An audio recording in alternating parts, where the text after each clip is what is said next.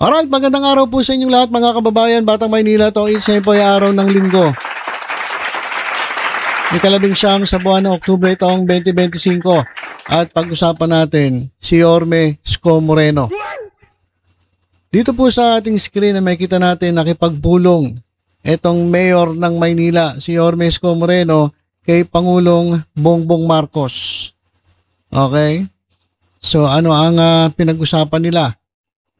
Ito mga kababayan, para i-discuss ang mga legacy projects dyan po sa lungsod ng Maynila, kasama po ang paggamit po nitong underused Intramuros Golf Course into a public forest park. Ayan mga kababayan, pinag-usapan din nila ang housing, transport at zoning reforms para i-boost po ang urban development ng lungsod ng Maynila. Sabi ni Yorme, nakita natin na underutilized ito at ilan lamang ang nakakagamit. Kaya panahon na upang mapakinabangan ito ng mas marami nating kababayan bilang isang malawak na green space sa lungsod ng Maynila. Yan po ang mayor. Yan po ang totoong nagmamahal sa lungsod ng Maynila na isinasantabi ang politika at iniisip ang kapakanan ng kanyang constituents. Hindi katulad ng iba. Mas importante sa kanila ang kanilang politika, ang political career, kaysa dun sa kanyang nasasakupan.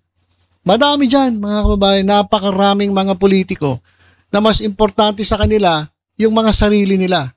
Sarili nilang interes, kanilang political career, kaysa dun sa kapakinabangan ng kanilang mga nasasakupan. Napakarami. Mabibilang mo lang talaga ang talagang nagmamahal sa kanilang constituents. Nandyan si Mayor Vico Soto. Nandyan si Madam Leni Robredo. At ngayon, etong si Yorme Isko Moreno.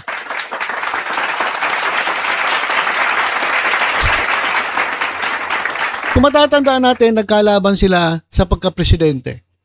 Pero, nung natalo si Yorme Isko Moreno, the day, alam ko pagkatapos, araw mismo after nung kinagabihan ata nag-concede agad si Yorme at sinabi niya mag-move on na tayo at suportahan itong ating bagong gobyerno, itong bagong presidente.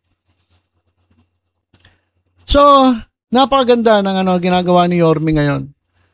Pero, mga kababayan, marami siguradong magagalit ng mga didilis dito sa ginagawa ni Yorme. Marami na namang mag-iiyakan na mga didilis. Kasi nung eleksyon nung nakaraan, 'di ba? Nakita natin na suportado siya ng mga DDS. Tapos ngayon, ito, kasama niya si Presidente Bongbong Marcos.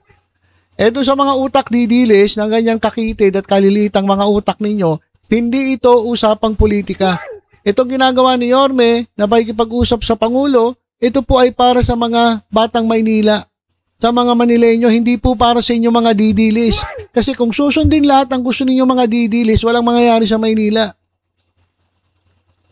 Mas importante kay Yorme yung kapakanan ng mga batang Maynila.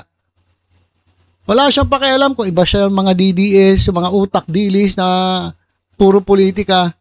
Importante sa kanya ay umunlad ang lungsod ng Maynila. Nakipag-usap siya kay Presidente Bongbong Marcos. Yan, mga kababayan. So sigurado ito, mamimisinterpret na naman ng mga bugok na mga utak dilis diyan. Sigurado. Hindi niyo ba naiisip, tingnan niyo ito pong tawag dito Intramuros. Tama naman hindi po nagagamit, halos konti lang yung nagpupunta ron. Napakaganda ng lugar na yan. Di gagamitin nilang forest park, pagagandahin.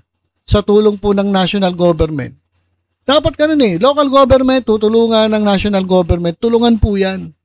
Hindi po kung tulad doon sa ibang lugar na wala na gusto nga nila, hiwala yung ibang lugar sa Pilipinas Diba? Ganun po yung mga utak dilis. So yan mga kababayan, napakaganda ng plano ng ating gobyerno dito po sa lungsod ng Maynila na dapat naman kasi ito po yung kabisera ng Pilipinas Yan po yung capital ng Pilipinas So dapat talagang pagandahin, ayusin at maging atraksyon itong Maynila. Hindi lamang po sa mga Pilipino kundi sa mga turista. 'Di ba? So yan mga kababayan, congratulations kay Presidente at kay Yorme Isko Moreno. Ang problema dito mga kababayan, mukhang sinisilip si Yorme. Merong ibang bumabanat kay Yorme na mga utak dilis mga kababayan, mga bobo. Lalong-lalo na magagalit ang mga didilis na ito. Lalong-lalo na yung mga gustong pabagsakin itong si Presidente Marcos sa kanyang pwesto. Gustong alisin at ipalit itong kanilang idolo na ewan ko kung meron bang kakayanan talaga maging presidente. Dito po sa Yormes Hour, nako ay meron pong sinabi si Yorme Isko Moreno na talagang ikaiiyak ng mga gustong magpabagsak sa gobyerno. Nakipag-meeting po siya sa sa grupo na nandyan po sa Mindiola. At grupo po ito ng mga magulang at mga talagang kumbaga parang homeowners eh. Diyan po sa lugar ng Mindiola. At eto, makinig tayo mga kababayan sa pinag-usapan nila diyan po sa Yormes Hour. Iguan, nagkaroon po kayo ng meeting with Mendiola Consortium Schools. Oo, kasi Mocha, may mga nire-request sila. Sabi ko, na sila dahil lagi nirarally Mendiola. Sabi ko ako, nananawagan na huwag na mag-rally sa Mendiola kasi nasisira yung pag-aaral ng mga bata. Naapektuhan. Sabi ko, ba't hindi kayo magsalita? Manawagan din kayo as consortium. Tingnan natin, sa mga rallyista, tingnan nyo po.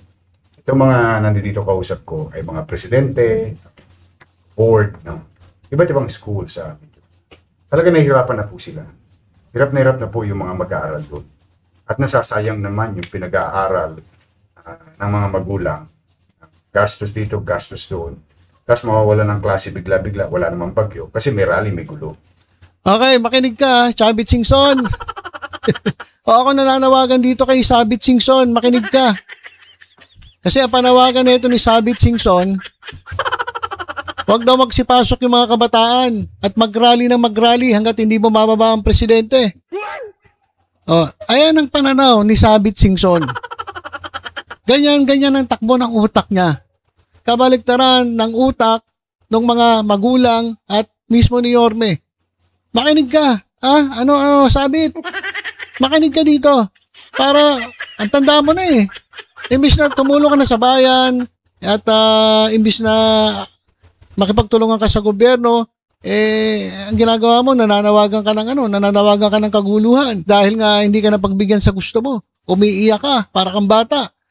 Mag-move on ka na. Mayaman ka na eh. Ano pa ba gusto mo? Dapat nananahimik ka na, enjoy mo na yung buhay mo eh. Pero yung magiging kasangkapan ka pa, uutuin mo yung mga kabataan na lumabas at mag-rally dyan sa Mindiola, tapos bali-balita, gagastusan mo pa, walang yan naman. Ibahin mo na ang isip mo, sir. Malapit ka ng kunin ni Lord. Parang awa mo na. Medyo i-enjoy mo na lang yung kayamanan mo. Alam mo kung ako ganyan kayaman, hindi na ako mangingialam eh. Magsasalita ako pero hindi yung as in talagang sasabihin mo pa yung sa mga mag-aaral, wag pumasok. Tingnan mo, makinig ka. Ito yung mga grupo ng mga eskwelahan. At syempre, nanawagan ng mga magulang dito sa mga opisyali sa mga eskwelahan na gumawa sila ng paraan para hindi naman maistorbo ang kanilang pag-aaral. Kasi mayat-maya ang rally dyan si Mindiola eh. Natandaan nyo yung nagkagulo dati? Sino may kagawan yan? Yung mga utak dilis. Ngayon, ito pinag-uusapan nila. Ito si Yorme, kung siya lang masusunod talagang ayaw niya na magkaroon ng rally niya sa Mindiola kasi may istorbo. Kaya ito, nag-uusap-usap sila at tingnan natin kung ano magiging resulta ng kanilang pag-uusap. Saglit lang naman po ito. Pakinggan po natin yung kanilang meeting. Kayo po ang lumugar sa damdamin ng magulang, ng isang magulang. Chabit! Pinadala niya ang anak niya sa Mindiola para mag-aral. Tapos magagambala dahil sa rally-rally. Wala namang masama mag-rally sa Maynila. Welcome nga sila sa Maynila. Pwede naman kayo sa Liwasang Bonifacio. Kasi pag sa Mindiola, ang laki niyan. Baka lang hindi naiisip ng mga rallyista. Ang nasisira natin, nadi-disturb nating community, let's just say, La Consolacion, St. Jude, San Sebastian, San Beda, CEU, FEU, UE. Imagine mo yung mga populasyon. Yung isang school nga dyan, nagsara na. Kawawa naman, nagsara na. Siyempre, kung ako naman ang magulang, ba't ko pa ipadadala yung anak ko sa mag-aral sa Mindiola? Sa ibang eskwelahan na lang. Yan po ang masamang epekto. Kaya yung ikinagagalit namin, dinudumihan ninyo, ginugulo ninyo, yung inaayos namin. Tingnan nyo yung masamang epekto. Ngayon, ako naman, ang hinamon ko naman, sabi ko, bakit kayo mga presidente ng mga eskwelahan, wala kayong advertisement? Or magawa kayo ng public common, Total, may simbahan, may pag-aari ng simbahan, may pag-aari ng pribado, o may pag-aari ng NGO. Ay, kung magsalita kayo, manawagan kayo sa mga rallyista, whether they are pro-BBM, pro-Duterte, pro-Pinklawan, o kung ano-ano pang kaliwa at kanan. Ibig sabihin, once and for all, let's leave Mindiola as a center of education the way it was before. Yun yung akin. Yun yung punto ko. At yun din ang punto nila. Kaya lang sabi ko, sa pananahimik ninyo, parang local government lang ang nagre-reklamo. Kailangan i-air nyo rin yung boses ng mga magulang na nag-aalala, galing sa probinsya, ipadadala nila sa dormitoryo, doon sa Moraita, o doon sa Mindiola, para mag-aaral sa mga eskwela ninyo. Gagasto sila, magsisikap yung magulang, nasa abroad, OFW, immigrants, papadala para mag-aaral yung anak, sa Bisaya, sa Mindanao, padadala yung mga anak. Siyempre, nag-aalala yung mga magulang. So, sabi ko, i-air nyo rin yung boses ng mga magulang. At i-air nyo yung mga boses ninyo. Publicly, magawa kayo ng public statement.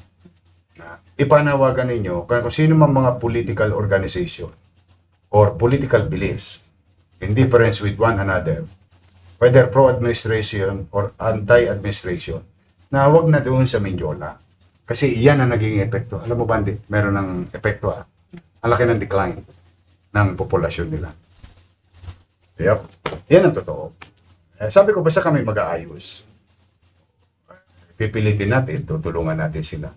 Tapos ngayon, katulad ngayon, nananawagan tayo ulit. Hindi naman ako magsasawang manawagan.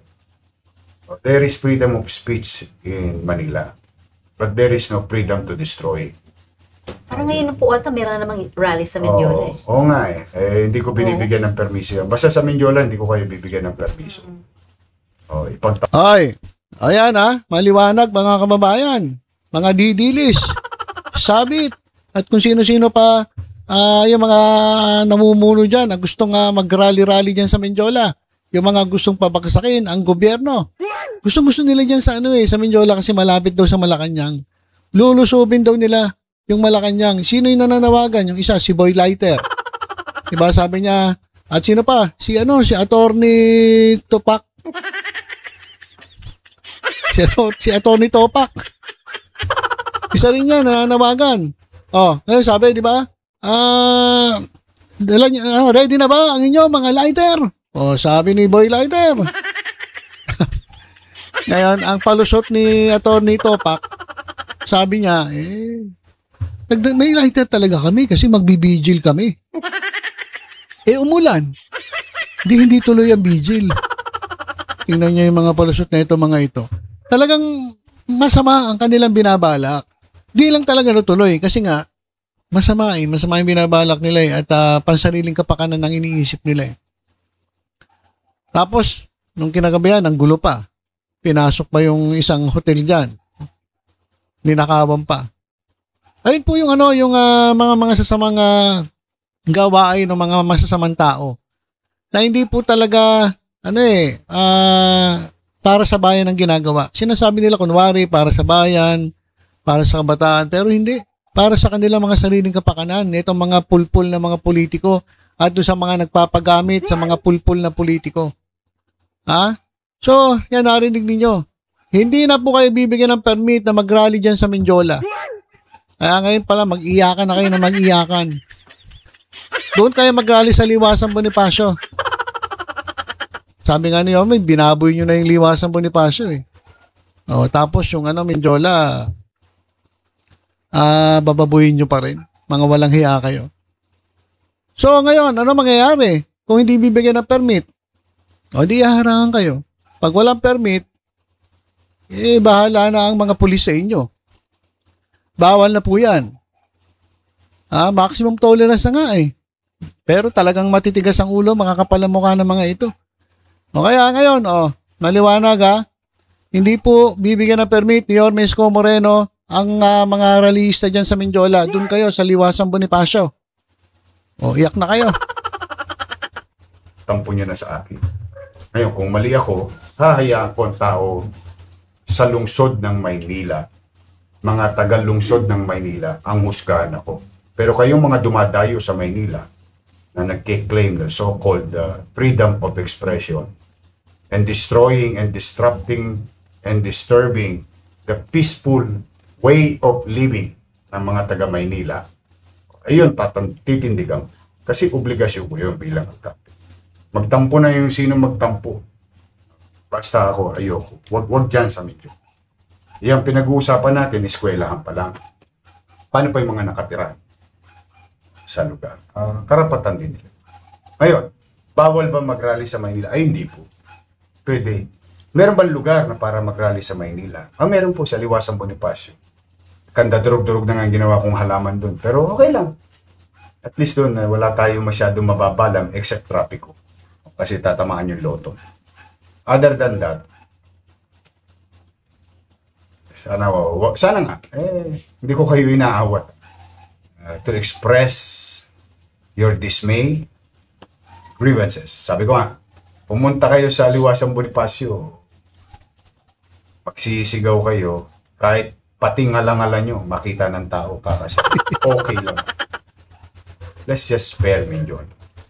Let's give those students, parents, teachers, professors to have peace of mind. Kayo man ang lumugar sa kanila. Ito nga, sabi ng isang magulang, sabi ni LC Rogan, nako, yung mga anak ko noong nag-aaral pa sa Paste, biglang walang pasok pag may rally sa Mendiola. Pero, hindi pwedeng absent ang payment ng tuition fee. Yun nga po. Sino nagsikap Magulang. na mapunta sa Dubai, mapunta sa Hong Kong, mapunta sa Singapore, mapunta sa Middle East, sa Europa, sa Amerika, mga magulang na lalayo sa kanilang mga anak para mabigyan ng magandang kinabukasan ng mga anak para mag-aral. At ang pag-aaral, madalas sa hindi ay sa Maynila po. O di ba kawawa naman? Tayo man ang lumugar sa katayuan ng isang magulang. O wag na muna yung OFW naman. O dito naman tayo sa pangkalahatan. Papasok ng 8 oras yung nanay at tatay, maghahanap buhay, magtatabi ng konti para sa pagpapaaral ng anak. And only to find out, dala ng mga rally-rally na apektuhan na yung kinabukasan. O kayo man, di ba? Kayo po, mga rallyista, palit kayo ng buhay ng mga magulang. Yan ang akin. Kaya ako, sabi ko sa mga